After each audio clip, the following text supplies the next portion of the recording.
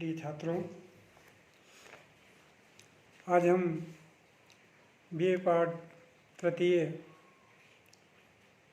हिंदी में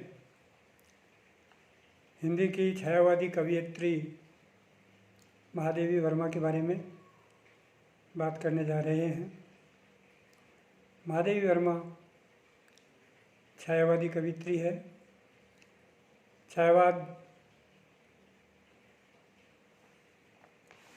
के समय के बारे में जैसा कि आप जानते हैं, 1919 से 1936 तक का जो समय है उसे छायावादी काल कहा गया है।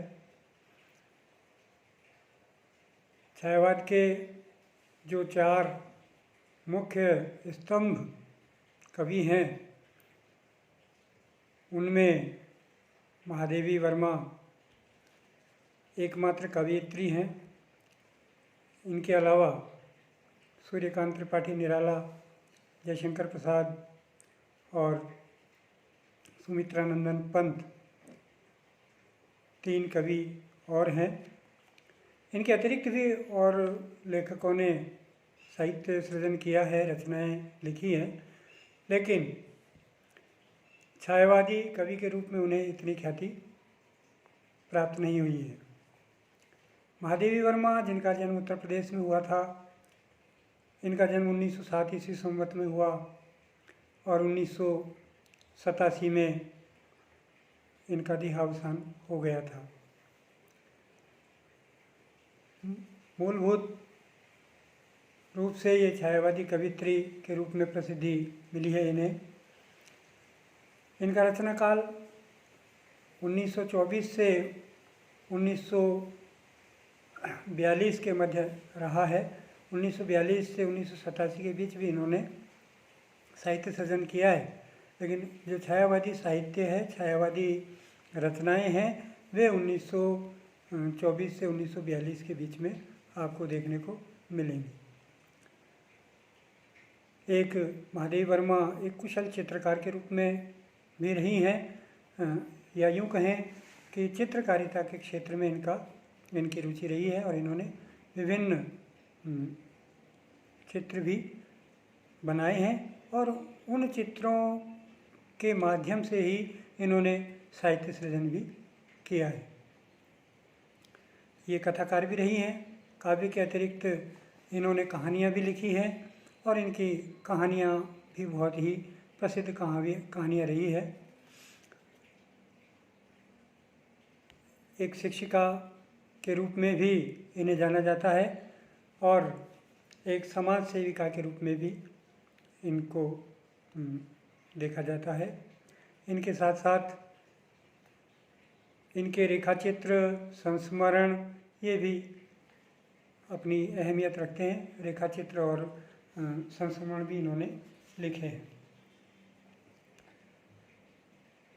इनका रचना संसार जो है वो मुख्य रूप से निहार काव्यकृति, रश्मि, नीरजा, सांध्य गीत, इनमें संकलित है। इनके नाम से प्रकाशित संग्रहों में इनकी कविताएं संग्रहित है, जिन्हें बाद के वर्षों में यामा के नाम से संपूर्ण काव्य साहित्य को यामा नाम के काव्य संग्रह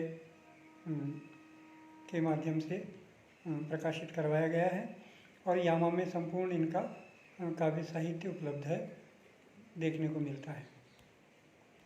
महादेवी वर्मा की कविताओं में मानवीय प्रेम, आम आदमी के प्रति प्रेम है, जो कि नारी सुलभ सौंदर्य के रूप में देखा जाता है। मातृत्व के रूप में, एक स्त्री के रूप में जो प्रेम है, इनकी कविताओं में वो स्पष्ट देखा जाता है। विरह की कविताएं अधिकांश है इनकी, तो विरह के रूप में भी इनके काव्य का अवलोकन हम करेंगे। पीड़ा, विस्मय, जिज्ञासा, आध्यात्मिकता, ये सब भाव इनके काव्य साहित्य में, इन सब भावों के दर्शन हमको होते हैं। एक इनके व्यक्तिगत जीवन के बारे में ऐसा लोगों का मानना है, ऐसा कहा जाता है जैसा कि पहले पूर्व समाज में या सामाजिक परंपराओं में आजकल तो जो शादी विवाह होते हैं उनमें लड़का और लड़की एक दूसरे से भली भांति परिचय कर लेते हैं, देख लेते हैं एक दूसरे को, उसके बाद में संबंध तय होते हैं। पौराणिक समय नहीं यूँ कहें हम कि आधुनिक समय से पहले, आधुनिक समय के प्रारंभिक दौर में, और आज से यूँ कहें कि 20-30 साल पहले के दौर में भी ऐसा हो रहा है, तो कोई अतिशयोक्ति नहीं है। तो उस काल में जो संबंध तय होते थे वो दूसरे पारिवारिक जन, परिवार के अन्य लोग या दूसरे परिवार के लोग, ब्राह्मण या नाई या कोई दूसरे व्यक्ति भी संबंध तय कराते थे। राजा महाराजाओं के काल में तो ब्राह्मण और जो नाई हुआ करते थे वे ही एक दूसरे क्षेत्र में जाकर के और लोगों की आजीविका के साधन, रहन सहन, उनका व्यवहार, इन सब को देख करके, उनके धन संपत्ति कितनी है उनके पास में, राजपाट कैसा है, ये सारा देख करके और वे ही तय कर लेते थे कि अमुक लड़की का संबंध यहाँ करवा लेंगे तो ज़्यादा अच्छा रहेगा। और ऐसे संबंध निभाए भी जाते रहे हैं। उनमें इस तरह की चीज़ें नहीं देखने को मिलती थी कि किसी तरह का तनाव या असमानता या यूँ कहें कि मतभेद वाली स्थिति देखने को मिलती हो, ऐसा नहीं होता था। एक दूसरी बात ये भी है, उस ज़माने में एक बार जो वो मिल गया, जीवन साथी जो मिल गया, उसे 7 जन्मों का संबंध मानते हुए निभाना पड़ता था और हमेशा अपने मानस में इस चीज़ को बैठा लिया जाता था कि इसी के साथ हमें अपना पूरा संपूर्ण जीवन निर्वाह करना है। तो उसे अपने पति के रूप में और पति पत्नी के रूप में सहज रूप से स्वीकार कर लेते थे और संपूर्ण जीवन यापन सुखपूर्वक व्यतीत करते थे। सुख और दुख दोनों जीवन के अंग हैं। दुख भी मिलता है तो सुख भी देखने को मिलता है। तो ऐसी स्थिति में महादेवी वर्मा के बारे में भी ऐसा कहा जाता है कि इनका संबंध परिवारजनों ने जो तय कर दिया था और इनकी जब शादी हुई, शादी होने के बाद में जब ये पहली बार अपने ससुराल गई और जब ससुराल में पहली बार अपने पति के दर्शन करती है या पति से मिलती है, तो उस समय क्योंकि इसके पहले एक दूसरे को दोनों ने देखा नहीं था, पहली बार प्रथम मिलन जब हुआ शादी के बाद में, तो पहली बार जब दोनों ने एक दूसरे को देखा तो देखने के बाद इनके पति के मुंह से सहसा ही अचानक ही ये बात उभर आई थी कि जैसा मैंने सोचा था वैसा नहीं है, कि पति इनके कुरूप थे या यूँ कहें कि उनकी शक्ल सूरत इन्हें पसंद नहीं आई, इनकी शक्ल सूरत पति को पसंद नहीं आई। तो पति ने इनसे ये कह दिया कि जैसी मैं सोच रहा था वैसी मेरी पत्नी होगी वैसी तो नहीं है, आप तो बहुत ही कुरूप हो, आपका रूप रंग अच्छा नहीं है।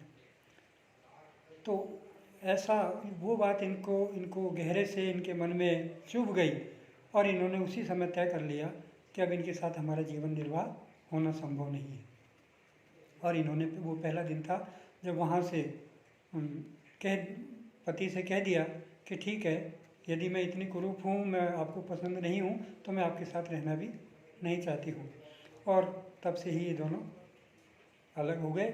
एक बार ससुराल से वापस मायके आने के बाद दोबारा ये अपने ससुराल में गई ही नहीं। तो पति के द्वारा जो इनसे कहा गया था प्रथम मुलाकात के समय, तो उससे इनको जो पीड़ा उत्पन्न हुई, जो इनको कष्ट हुआ, जो इनके मन को आघात पहुंचा, वो सदमा इतना गहरा रहा इनके कि सामाजिक संबंधों के प्रति इन्हें विरक्ति हो गई और इन्होंने दूसरी शादी भी नहीं की बाद में, तो पति से भी विरक्ति हो गई और इन्होंने भगवान को ही अपना पति मानते हुए और अपनी पीड़ा, अपने मन की पीड़ा अपनी कविताओं के माध्यम से प्रस्तुत की है, प्रकट की है। ईश्वर को ही इन्होंने अपना पति मानते हुए और ईश्वर को ही अपनी शिकायत ये सुनाती रही है, अपनी पीड़ा का विवेचन करती रही है। कविताओं में प्रियतम के रूप में जब ये कहती है तो इनके प्रियतम ईश्वर हैं, न कि जिनसे इनकी शादी हुई थी या इनका कोई प्रेमी रहा हो, ऐसा नहीं है। और अपनी पीड़ाओं को जो भी इनको आघात पहुंचा उनसे कि तुमको पीड़ा में ढूंढा, तुम में ढूंढूंगी पीड़ा, इस तरह अपनी कविताओं में इन्होंने अपनी पीड़ाओं को व्यक्त किया है, अपनी विरह वेदनाओं को व्यक्त किया है। और अपने कविताओं में इन्होंने आध्यात्मिकता को स्थान दिया है, जैसा कि छायावादी कवियों में देखने को मिलता है। महादेवी के इन्होंने गीत हैं, अधिकांशतः इनके गीतात्मकता है इनकी कविताओं में। कविता है, कविताओं में गीतात्मकता वे गाई भी जा सकती है, उनमें लयात्मकता भी है। तो इनकी कविताओं में आपको आत्मिक व्यथा देखने को मिलेगी, पीड़ा, आशा, अज्ञात के प्रति प्रणय निवेदन, ईश्वर के प्रति ये प्रणय निवेदन भी करती रही हैं कि वे ही इनके पति हैं। तो आपको प्रणय निवेदन भी उस कविताओं में देखने को मिलेगा। और इनके गीतों में विचार और अनुभूति का समन्वय भी आपको देखने को मिलेगा।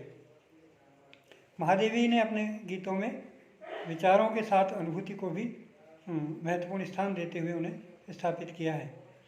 और लगभग इनके संपूर्ण काव्य साहित्य के अंदर अज्ञात प्रियतम के प्रति प्रणय निवेदन ही देखने को मिलेगा। प्रणय निवेदन के साथ विरह की पीड़ा भी देखने को मिलेगी आपको। काव्य साहित्य में महादेवी वर्मा अंतर्मुखी प्रवृत्ति की कवियत्री है। अंतर्मुखी प्रवृत्ति के साथ ये अपनी अनुभूति को प्रकट करती रही हैं। इनके काव्य में अनुभूति, सौंदर्य, अभिव्यक्ति, विचार, दर्शन, कौतूहल, जिज्ञासा, ये सब चीज़ें इनके काव्य में बिखरे हुए आपको देखने को मिलेंगी। आध्यात्मिकता के साथ साथ इनका काव्य सरस काव्य है, उसमें सरसता है, संगीतात्मकता है, लयात्मकता है और सहजता से अपनी बात कहती हैं, सहज रूप से है। समझने में भी ऐसा नहीं है कि कोई कठिनाई आती हो, तो आसानी से समझा जा सकता है। दूसरा रागात्मकता है उसमें, और संवेदनशीलता के दर्शन भी होते हैं हमें। आपके पाठ्यपुस्तक में जो इनकी कविताएं संग्रहित की गई है, इनके साहित्य से चुनी हुई कविताएं, वे जो तुम आ जाते एक बार, कौन तुम मेरे हृदय में, मधुर मधुर मेरे दीपक जल, मैं नीर भरी दुख की बदली, ये 4 कविताएं संग्रहित की गई है। इनमें आप देखोगे जो तुम आ जाते एक बार, उसमें लेखिका की स्वयं की आत्मिक पीड़ा है, मन की व्यथा है, वेदना है और प्रेम की कविता है ये। इसे पढ़ने के बाद सहज रूप से ही आप समझ जाएंगे लेखिका क्या कहना चाहती है, आपको आसानी से समझ में आने वाली कविता है। कौन तुम मेरे हृदय में दूसरी कविता है। इसमें लेखिका के मन में जो प्रियतम की अनुभूति है, वो किस तरह का प्रियतम है, कौन तुम हो, तुम कौन हो जो मेरे हृदय में विराजमान हो, हृदय में निवास करते हो, उस अज्ञात के प्रति प्रेम है, वो प्रकट किया है इन्होंने। ये रहस्यवादी कविता है, आत्मा और परमात्मा से संबंध स्थापित करने वाली कविता है। इसमें प्रकृति के प्रति प्रेम भी प्रदर्शित होता है। अहम से इदम की यात्रा है, आत्मा से परमात्मा के दर्शन करवाने वाली कविता है। इसके साथ साथ प्रेम की पराकाष्ठा भी आपको इसमें देखने को मिलेगी। तीसरी कविता जो है, मधुर मधुर मेरे दीपक जल। दीपक भी एक प्रतीकात्मक है। दीपक आत्मा के लिए, परमात्मा से मिलने के लिए आतुर है। इस कविता में इन्होंने एक रहस्यवादी चेतना को उजागर करते हुए मधुर मधुर मेरे दीपक जल, ये कि आत्मा जो है वो आत्मा परमात्मा से मिलन के लिए उत्कंठा में रहे, मिलने को आतुर रहे और परमात्मा से संबंध या परमात्मा से यूँ कहें कि परमात्मा से दूर रहने पर उसमें जो विरह, जो वेदना होनी चाहिए वो उसमें होनी चाहिए। जिस तरह से दीपक जलता रहता है जब तक उसमें ईंधन होता है तब तक वो जलता रहता है, और जैसे ईंधन खत्म हो जाता है दीपक बुझ जाता है। इसी तरह से आत्मा भी जब तक इस शरीर में निवास करती है तब तक वो शरीर के साथ रहती है, और जैसे ही शरीर जीर्ण क्षीर्ण हो जाता है उसके बाद वह परमात्मा में जाके विलीन हो जाती है, मिल जाती है। इस तरह मधुर मधुर मेरे दीपक जल कविता में आपको आध्यात्मिकता के दर्शन होंगे। मैं नीर भरी दुख की बदली, चौथी कविता जो आपको समझने के लिए इसमें पाठ्यक्रम में जोड़ी गई है, उसमें प्रकृति का मानवीकरण आपको देखने को मिलेगा। प्रकृति मानवीय रूप में किस तरह से दिखाई देती है। नीर भरी, पानी से भरी हुई बदली, कौन? मैं नीर भरी दुख की बदली। दुख की, जब आदमी पीड़ा में होता है, प्रियतम से बिछो होता है, उसे दुख है प्रियतम से बिछुड़ जाने का। नीर भरी दुख की बदली, बदली जो बादल है वह भी अपने प्रियतम से बिछुड़ करके और दूर प्रदेश में आकर के वो पानी बरसाती है, तो वो कहती है कि उसी तरह से मैं भी स्वयं, उनका हृदय प्रेम से परिपूर्ण है। बादल प्रेम का प्रतीक, एक तरह से नीर पानी प्रेम का प्रतीक कि नीर से भरी हुई बदली हूँ मैं, कि प्रेम से परिपूर्ण हूँ लेकिन फिर भी दुखी है। तो नीर भरी दुख की बदली के माध्यम से उन्होंने प्रकृति का मानवीकरण किया है, अपनी अंतर्मुखी प्रवृत्ति को स्पष्ट किया है इस कविता के माध्यम से। तो पढ़ने के बाद में सहज रूप से ही ये कविताएं आपको समझ में आ जाएगी। कोई ज़्यादा कठिन कविता नहीं है, सरल भाषा में लिखी हुई कविताएं हैं। कवि साहित्य के साथ साथ इन्होंने कथा साहित्य भी लिखा है, जैसा कि मैंने शुरू में बताया। कहानियाँ भी लिखी है, संस्मरण भी लिखे हैं, रेखा चित्र भी लिखे हैं, निबंध भी लिखे हैं। इन सब का साहित्य में विशेष महत्व है, महत्वपूर्ण स्थान रखते हैं सभी। इनके संस्मरण बेजोड़ संस्मरण है, जो जीवन में जिन जिन लोगों से मिले उन लोगों से इनके वार्तालाप जो हुआ या उनसे जो आत्मिक प्रेम रहा, शिक्षक शिक्षार्थी का जो संबंध रहा या नौकर के साथ संबंध रहा या किसी जीव जंतु के साथ इनका संबंध रहा या प्रकृति के साथ जहाँ भी ये घूमने फिरने पर्यटन के लिए गई, वहाँ जिन जिन से भी इनका तादात्म्य स्थापित हुआ, जिन जिन से भी ये मिली, जिन जिन से इनका संपर्क स्थापित हुआ, उन सब के प्रति अपने संस्मरणों में लिखती रही हैं। तो इनके संस्मरण भी बहुत ही महत्वपूर्ण हैं। इनके काव्य में जो कविताएं हैं उनमें स्वाभाविक तौर पे ही आपको अलंकारों के दर्शन हो जाएंगे। स्वाभाविक रूप से ही रस विवेचन भी इनको आपको दिखाई पड़ जाएगा। सब स्वभावतः सहज रूप में ही प्रस्तुत हुआ है। रागात्मकता और गेयता पूर्ण इनका संपूर्ण काव्य है जो आपको पढ़ने में मिलेगा। शेष हम इनकी कविताओं का जो पाठ करेंगे, जब उनकी व्याख्या करेंगे तब। आज के लिए इतना ही।